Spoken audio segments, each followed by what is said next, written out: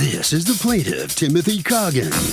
He says he got into a deal with the defendant regarding his 2000 Ford Focus, and the guy's double-crossing him, and he refuses to be scammed. That's right. The defendant owes him $1,831, and he's here suing for it today. This is the defendant, Cody Fleming. He says the plaintiff gave him a car, and now he's mad because he fixed it up and sold it and made a pretty penny doing it. This guy just has sour grapes, and he believes the judge will see things his way today, and the plaintiff will end up as the loser. He's accused of being a bad businessman. The defendant filed a countersuit for $1,831 for defamation. All parties, please raise your right hand. Welcome back to the People's Court. Next case on the docket. The plaintiff says the defendant double-crossed him over a deal involving a Ford Focus, and he wants his money back. But the defendant says the plaintiff gave him the car. He fixed it up and sold it, and now the plaintiff is jealous. It's the case of Hocus Focus. Thank you, Douglas. You're welcome.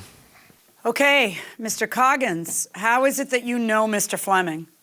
A friend of mine, Dimitri, was working on my truck. Cody was just his friend that he had come over to help him get the bed off of my pickup truck. Okay, how old a pickup truck was this? It's a 74 Ford F100. So, yeah, kind of old. So was this... So he comes over to help Dimitri, who's doing some work, and what happens? They get the bed of the truck off, kind of hangs out for the day, dinking around with other little stuff with Dimitri, and then goes home. He comes back a couple days later, and he gets the goal that he wants to get it started. And I was just overwhelmed in joy. I hadn't seen it run in 2 years, so, I was just super happy. And so anyway, Dimitri says, well, Cody does electrical work on cars all the time. He could do the electrical work on this truck. And I thought, that's a great idea. So we sat back and said, well, what do you want for it? And he says, well, I got to look and see what needs to be done. And so he tore the dashboard off, and he says, oh man, this thing needs a whole new harness. Just the whole thing needs to be done. And I said, well, what do you want to do it? He says, oh, I'll think about it and get back to you. So he comes over the next time with Dimitri. This time they're just kind of hanging out for about an hour, and he's complaining because his aunt is taking her car back. And, he was just all paranoid, wouldn't have a way to get his kid around, so I says, hey, great idea. I've got this 2000 Ford Focus. It was my daily driver. I just bought it. 2000 Ford Focus. Yeah, so 20-year-old car, but I just bought a new car, more for my girlfriend. That was going to be my daily driver to and from work. But since my pickup truck was on the, verge of running kind of a thing, like people were actually working on it, I thought, oh boy, you got a lot of faith. Okay. Right, yeah, there's truth in that. But so I says, you know what, I'll trade you this car for it. And so, he's good with the deal. He looks at the car, it ran great. There was no problems with it. Like I said, it was my daily driver.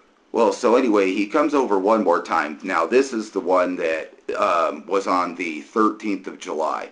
And his aunt was taking the car that night. He had no way to take his kid around. He's just, he's in total panic mode this time. So I says, you know what? this is against my better judgment. I watch your show so much. Oh, yes. This was so stupid. Oh, do you? Because I don't think you're listening.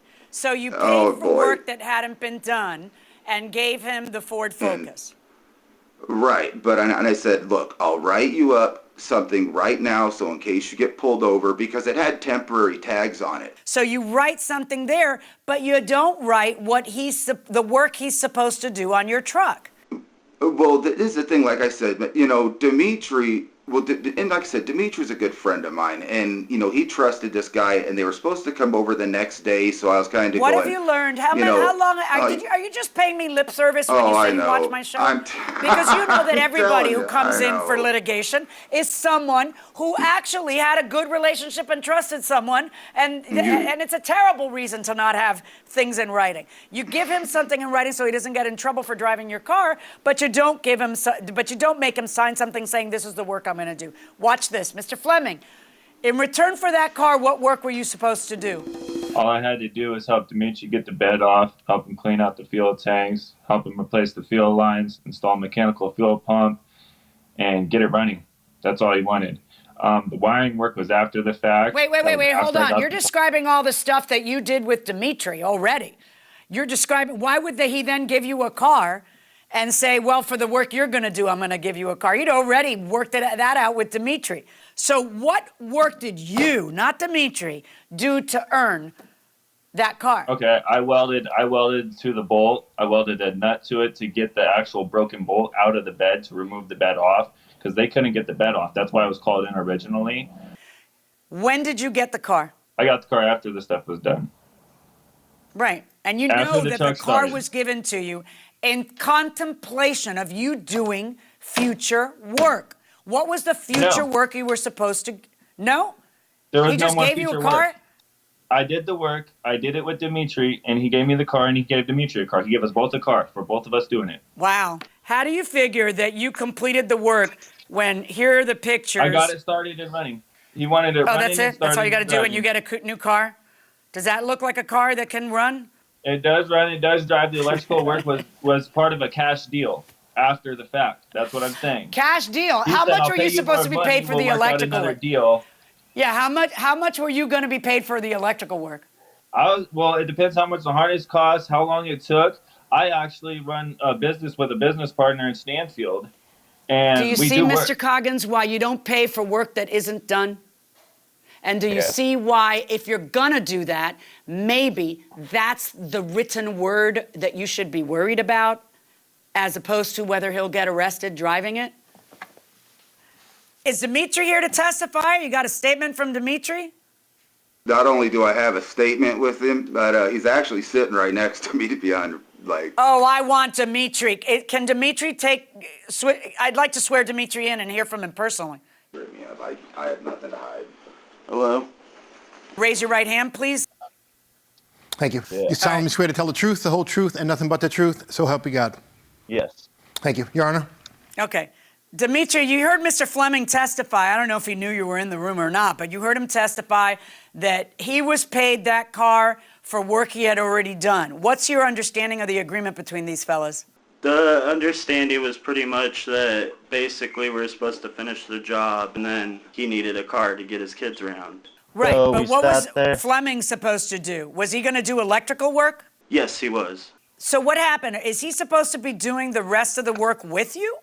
And then he just bolted on you? So basically the agreement was the electrical, because the tail lights and the brake lights and everything worked before we pulled off the bed. That's when he was like, I'll finish the lights. We can rewire it one wire by wire by wire.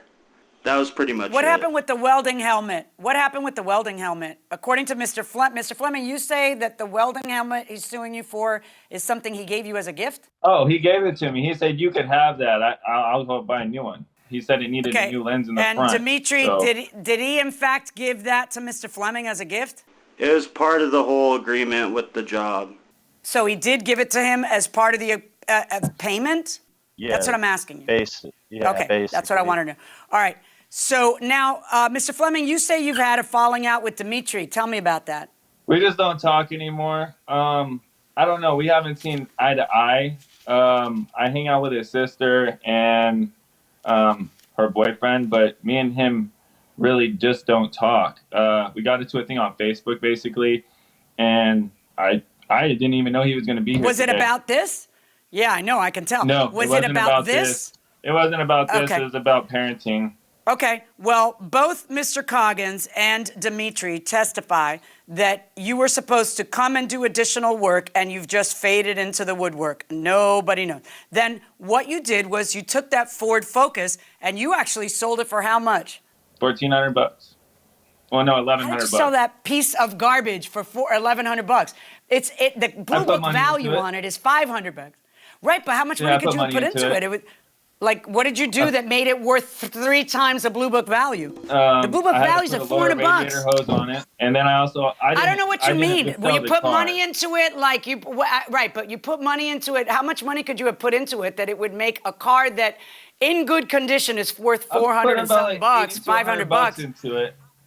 But I told the guy, that's not a lot of money. How much it was worth, and he needed a car, and so we just made that agreement. I said, Wow, I got to tell you, go ahead and put Mr. Coggins back in, please, Dimitri.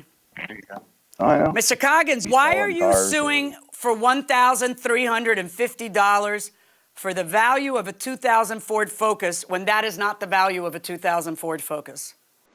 To be honest, all I did was just kind of click OK on Kelley Blue Book and got a number on it. I didn't really. Yeah, so did I, and it's not $1,350. No, I think what you didn't put was a year, okay? So it doesn't hold its value quite as much as you would hope it would. But in any event, if I believe your story that it's supposed to be payment for work, then, and you've got nothing in writing about what the work is he was supposed to do, then I've got to figure, okay, let me see what the value of that car is in order to determine what it is that Mr. Coggins should be repaid, and in order to determine what that work is valued at. You've got nothing to show me what the value of the work is that he didn't do, except for one thing, the Blue Book value of a 2000 Ford Focus, okay? That's the one thing that I'm able to see by looking up Kelley Blue Book. And that is $500, not $1,350. I have no idea where you got that from. So you're entitled to the $500 that the car is worth, because I believe he didn't do the work he was supposed to do. No, you can't. And you're entitled to $100 for the helmet. So I'm going to order the defendant to pay you $600. Good luck, gentlemen. Mr. Fleming, the defendant, you were suing him, countersuing for $1,700, actually $1,800. You didn't get anything. What do you think about the judge's verdict? This case was completely botched, and I'm going to be seeing into it. Thank you. All right, very good. Okay, so you're a loser. Mr. Coggins, on the other hand, I think you probably learned a lot as a result of all this. I mean, you had no real contract. There were so many things you could have done better, don't you think? Truth be told, I already knew it. I kind of smacked myself in the face for this entire thing. But the judge saw it, and she prevailed correctly, I think. Okay, very good. Congratulations. That's it. Thank you. All right, let's see what the judges say now about this case. I looked over the contract between these two, supposedly, and it says, I, Tim Coggins, am selling my 2000 Ford Focus, VIN number, to Cody on, and then it gives a date. That is not an enforceable contract. That would not be a purchase and sale agreement. There's no price listed. There are terms missing that would render it enforceable. It's not clear that there was a sale that day or whether they contemplated further services to be provided, which is exactly what the plaintiff maintained here and is exactly the way you saw it. Is that the way you saw it? Oh, definitely. There was more work to be done here. And Dimitri, the other witness, Dimitri, said so, and certainly the plaintiff said so. And it's obvious that that truck wasn't going anywhere in the condition that it's in. That old 1974 Ford F-150, almost a 50-year-old truck. It needed some TLC. And the bottom line is, if the plaintiff wanted full satisfaction here and the full value of what he thought was the deal he struck. How about getting it in writing? Writing, thank you.